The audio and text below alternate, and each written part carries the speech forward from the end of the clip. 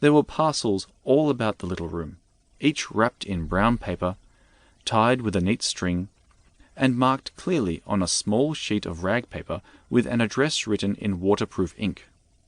The final step was a seal of the factory crest in wax upon the cross of the string. Our bullets box, having been accepted and checked off by the dispatch worker, was wrapped up snugly in the brown paper next to an assortment of other boxes. The address was for a shop front across town, a merchant of nothing in particular, and a purveyor of specifically everything. The owner would happily stock whatever was required by his clients. In this instance, it had been a special request for a handful of shady characters, unrelated to each other, that required his services to procure ammunition for their own purposes. He had paid his dues, and held the necessary licenses for all of the darker requirements of his customers, from alcohol and tobacco to guns and ammunition.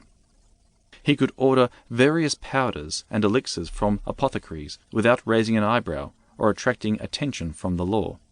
He owned an automatic typer.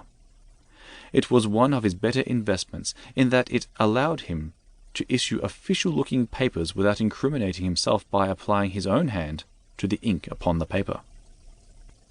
A courier was busy piling the parcels upon his cart, stacking them carefully and tying them down to ensure that there was no way they could fall off.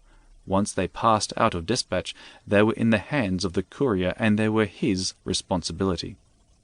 If they were stolen while he was dropping off another package, or if they were damaged by a strong jolt, or even if they were rained upon, the cost would come from his packet. As a matter of necessity, he had grown to learn the tricks of keeping an eye on his load and the people about. He had learned to spot lurking characters with shifting eyes, ready to spring from their reclining stances to rifle through his wares while he spoke with a merchant. He kept the roadside of his cart permanently covered with a heavy canvas, to prevent rapscallions pilfering from his blind side, and to protect the goods from rain and splashes kicked up from the passing hansoms. His usual route took him on a winding course through the bustling centre of the city, down and around the south side, past the port with the gulls cawing and the sailors swearing, and finally to the hub. A complex afterthought that arose from an old 5-road intersection, the hub was the crossover point between disparate lives. This way lived the commoners. That way lived the merchants and the bankers.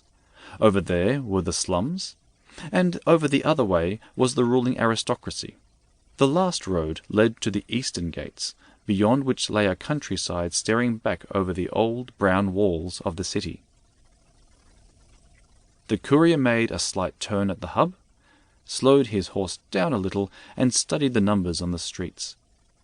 He pulled up outside and called out low and loud in his booming voice, the call that would bring the merchant to the door. After a brief wait, the merchant, bespectacled, dressed in an aged waistcoat with a gold-plated pocket watch, appeared in the doorway looking about nervously.